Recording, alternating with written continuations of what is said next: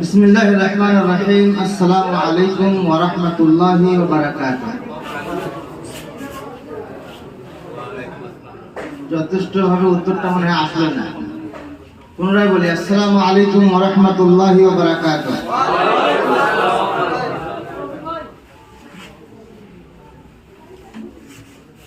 نحمده ونصلي على رسوله الكريم أما بعد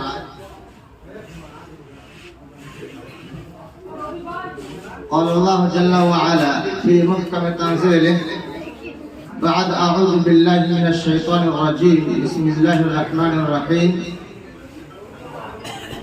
لتجدن أشد الناس عداوة للذين آمنوا اليهود والذين أشركوا।